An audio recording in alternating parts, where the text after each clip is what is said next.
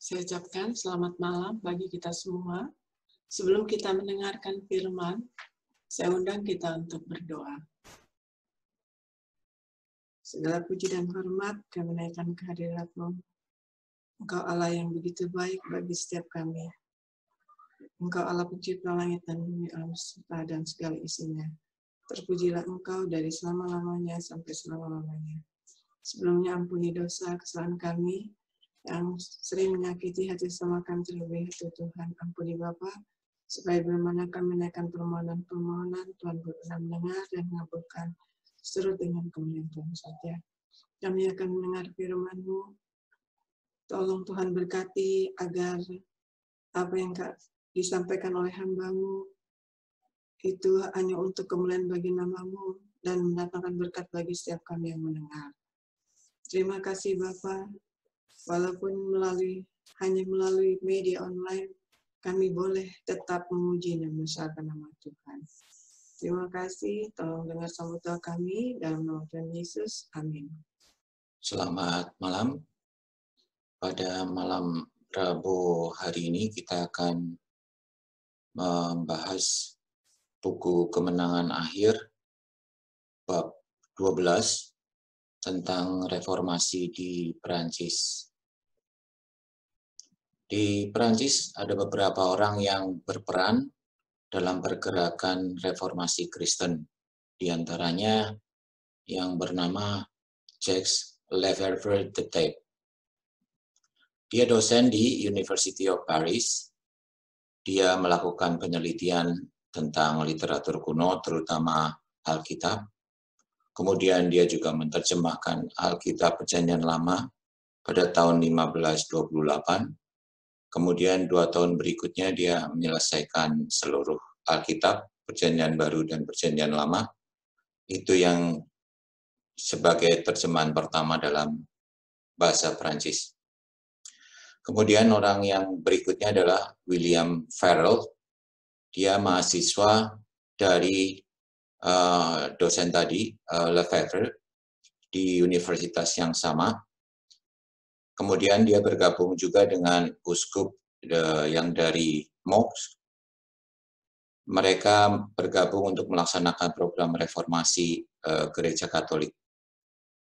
Kemudian ada bangsawan yang terpelajar, bangsawan Perancis, Louis de Berquin.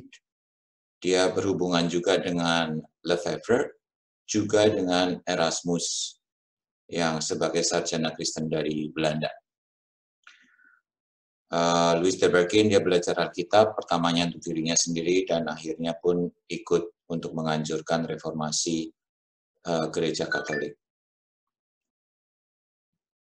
Pierre Robert Olivetan, dia itu keponakannya dari John Calvin. Kedua orang ini atau keluarga ini sering bertemu. Mereka memperbincangkan hal-hal yang dianggap mengganggu kekristenan pada saat itu. Dia bilang, keponakannya John Calvin ini bilang, hanya 2 agama di dunia ini, kata Olivetan. Salah satu di antaranya adalah agama yang diciptakan manusia, yang oleh manusia menyelamatkan dirinya sendiri melalui upacara dan perbuatan-perbuatan baik. Kemudian yang satu lagi adalah agama yang dinyatakan dalam Alkitab, yang mengajar manusia untuk mencari keselamatan yang semata-mata adalah kasih karunia Allah yang telah diberikan secara cuma-cuma. Kemudian Calvin berkata, saya tidak memerlukan ajaran barumu. Apa kamu pikir saya telah hidup dengan kesalahan selama ini? Tetapi perkataan ponakan dari Calvin tadi tetap ada di benak Calvin dan susah untuk dihilangkan. Kemudian dalam kesendiriannya di kamar, dia merenungkan kata-kata ponakannya tadi. Ia percaya dosa melekat kepada dia. Ia melihat dirinya tanpa perantara di hadapan hakim yang kudus dan adil. Pengantaraan orang-orang saleh, pekerjaan-pekerjaan baik, upacara gereja, semuanya tidak berkuasa untuk menghapuskan dosa. Ia tidak dapat melihat apa-apa pun selain keputusasaan abadi yang menyelubunginya. sia-sia segala usaha para doktor gereja yang menghilangkan kesusahannya. Pengakuan dosa, penyiksaan diri, semuanya adalah sia-sia. Tidak dapat memperdamaikan jiwa dengan Allah. Sementara bergumul dalam kesia-siaannya ini, Calvin berkesempatan pergi ke sebuah alun-alun. Dia menyaksikan pembakaran seorang bidat. Dia sangat kagum melihat ekspresi kedamaian yang memenuhi wajah orang tadi. Di tengah-tengah penyiksaan, kematian yang mengerikan, hukuman yang menakutkan, sang martir tadi menyatakan satu iman dan keberanian yang bagi mahasiswa muda tadi akan sulit membandingkan dengan keputusasaan dan kegelapan dirinya sendiri. Walaupun ia hidup dengan sangat patuh kepada gereja. Ia mengetahui para bidat itu mengalaskan iman mereka kepada Alkitab. Ia bertekad untuk mempelajari Alkitab dan menemukan jika mungkin rahasia sukacita mereka. Ia menemukan Kristus dalam Alkitab. "Oh Bapa," serunya, "pengorbanannya telah meredakan murkamu, darahnya telah mencuci kekotoran saya, salibnya telah menanggung kutuk saya, dan kematiannya telah menebus saya." Gereja-gereja Kristen sesudah reformasi pada abad ke-16 di Prancis berkembang. Ada banyak denominasi seperti yang kita bisa lihat di tampilan berikut ini. Pertama ada jemaat mula-mula pada zaman Yesus dan murid-muridnya. Kemudian mereka ada konsili Efesus, terbentuklah gereja Asiria. Kemudian pada saat konsili Kalsedon adalah Ortodok Oriental. Kemudian ada perpecahan antara Katolik dan Ortodoks, dan reformasi abad ke-16, Luther dan Calvin akhirnya akan membentuk ada yang Protestan atau Anglikan.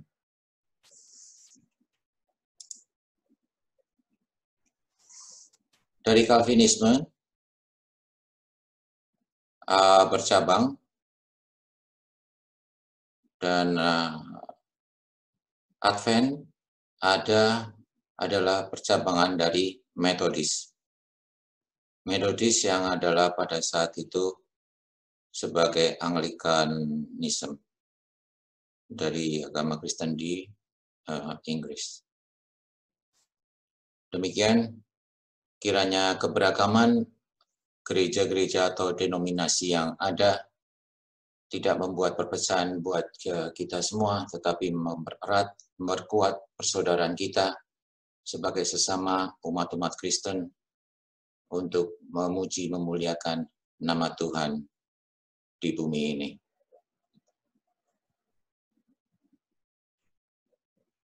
Kita lihat boneka ini ada dua sisi. Sisi yang di depan adalah tersenyum. Menurut saudara, kira-kira sisi sebelah belakang ini ekspresinya seperti apa? Mungkin ada yang bilang, oh, ekspresi yang di belakang adalah ekspresi marah atau ekspresi sedih.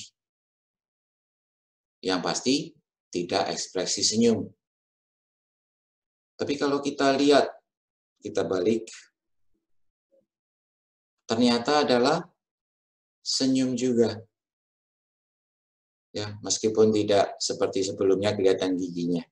Tapi inilah kondisi senyum. Jadi kita bisa lihat misalkan kondisi sekarang di gereja kita.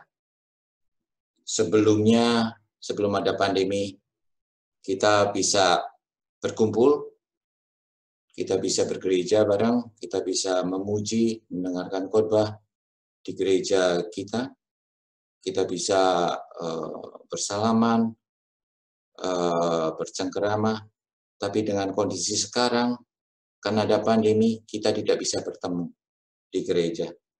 Tetapi kita tetap harus bersyukur, dan kita harus tetap tersenyum.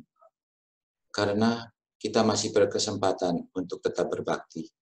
meskipun kita tidak bertemu secara fisik, tetapi kita masih bisa bertemu secara virtual ataupun online, ataupun mendengarkan khotbah-khotbah di media sosial yang lain.